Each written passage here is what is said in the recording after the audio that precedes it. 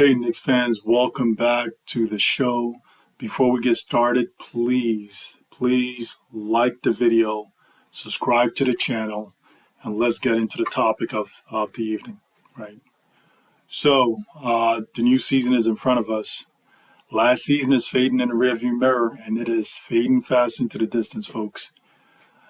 Now, the offseason moves seem to have amped up a lot of the fan base, especially in anticipation of the 2022-2023 season. Now it has us all thinking, what can the faithful expect from the Knicks looking forward? Analysis of the team stats with Jalen Brunson seem to suggest the Knicks may win about 41 games this season. However, I think they have a lot more in the cupboard, and the fan base, I think, is also praying this team is able to get into the playoffs. We also hope Jalen Brunson is going to be the leader on offense that we need to help us get there, right? In all, you have to say the front office had a good season, had a good offseason, regardless of what the pundits at ESPN might tell you, right? The Knicks traded away Burks, Noel, and Kemba Walker. Then he added Jalen Brunson as a free agent. Essentially, Rose's team moved old players that did not contribute well to winning basketball. At the same time, clear space for young players to get more minutes. On top of all that, they were able to add a proven winner and point guard in Jalen Brunson. Now, Brunson will help organize and guide the offense to become more efficient and more disciplined. We're hoping he's going to be the leader, and he's going to be all we need to help the Knicks. We want to look at some of our young core players, some of our core players, and what we expect from them this season. The first one I want to touch on is Mitchell Robinson. He's back to anchor the defense this year, and that's where it all begins, right? Now, if the rest of the team can just commit to defense, the Knicks could have something special on their hands this year. Second player I really wanted to talk about was Evan Fournier. Now, Evan Fournier really shot the lights off from three-point range last season, right? Especially against the Boston Celtics. Even with that, there's been a lot of talk about Quentin Grimes taking over his place as a starting two guard. However, taking Fournier as a starter might be a tough climb for Quentin Grimes. Might be a lot tougher than people might think. You have to remember, Fournier can really fill it up, right? He can really fill it up. You can also count on Fournier to drop about 30 points every 4 games or so if you give him the ball. We all know he's a big liability on the defensive end, but Quentin Grimes still needs to prove that his net production is going to be greater than Fournier's if he wants that starting two guard position. The other player we want to talk about is Julius Randle. Randle's another player we're really eager to see this season. He's looking to have a bounce back. He's looking to bounce back after having a disappointing 2021 season. With Jalen Brunson, he should have a better and easier situation, especially he should be in an easier position or better position to score more efficiently on the offensive end. I really hope Julius Randle allows the offense to flow through Jalen in order to relieve a lot of the pressure he felt and carried last season. The fan base is also looking for a better performance from Julius on the defensive end. The team desperately needs him on defense. There are not many defensive players, good deep perimeter defensive players on the New York Knicks. He's one of the few players on the team with the natural ability to play good defense. If he tries and commits himself to playing defense this year, I think it helps the Knicks win more games this year. R.J. Barrett is also looking to have a back-to-back season, especially with having more efficient and consistent shooting performances.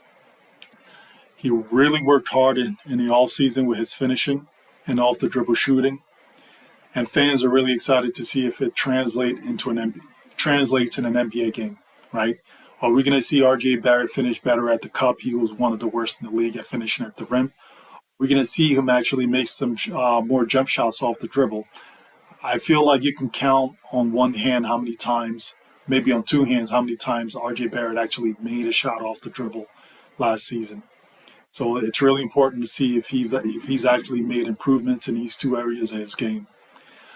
the Knicks will win plenty of games. I think the Knicks are going to win plenty of games if RJ just stays at 20 points per game and improves his shooting to about 45%, right?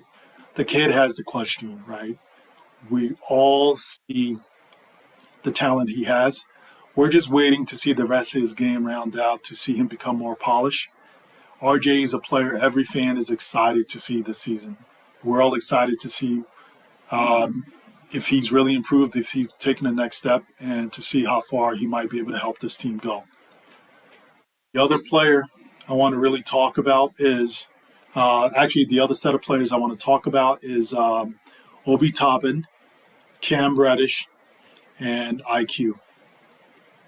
Now, these are very young, talented players that we have coming off the bench, and they've shown a lot of potential. Obi's a good offensive player. He moves well without the ball. He makes good decisions and plays for his teammates. You can count on Obi to bring the crowd to their feet every game with his in-game acrobatics. There's always something nice and special to see with this kid.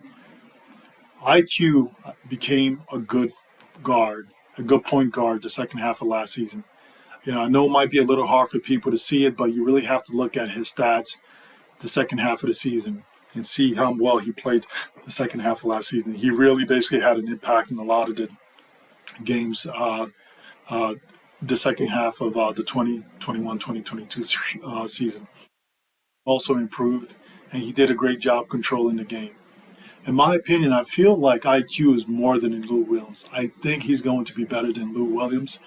He's already an excellent perimeter defender, unlike Lou Williams, and he's going to be a good point guard in the future. It's going to be interesting to see what happens with IQ going forward.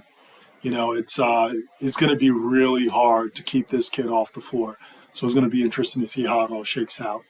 Cam Reddish is the most talented player on the team, in my opinion. He can get anywhere on the court with ease. He's great at getting into the paint and finishing. He is the best defender on the Knicks.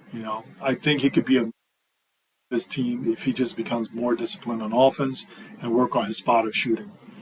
And it's also, on the New York Knicks to see what they can do to bring the best out of this kid and to see what they have in him and to see if he can be a major contributor to this team moving forward or if they need to trade him. So the team needs to figure it out. Now, all this is up to Tibbs, right? He needs to figure out how to maximize the talent that he has on his team, especially with the young players. I think IQ is going to get his minutes. I'm more worried about Cam and Obi. It is up to the front office to basically explain to Tibbs and make sure he understands how important it is to play Cam and Obi, so the team can figure out what the ceiling for these two players might be. It will be really unfortunate if Tibbs repeats the performance from last season, especially with his rotation. If he does, the Knicks run the risk of losing Cam and Obi for protected first-round picks. And so, in order to basically not to avoid that, they need to just let these kids play and give them a chance to shine. Right? That's just what I think the front office is going to have to do in this situation. Look, there's so many storylines going into this season. The entire fan base seems to be really watching to see how it all unfolds. So please remember to like this video and subscribe to the channel. Let us know what you're looking forward to this season. What are you looking forward to? What player do you want to see get more minutes? Write it down in the comment section below. I'll be happy to respond to every comment. This is Civil Analytics for the Knicks fans. Catch me on the next video. Have a good day, folks.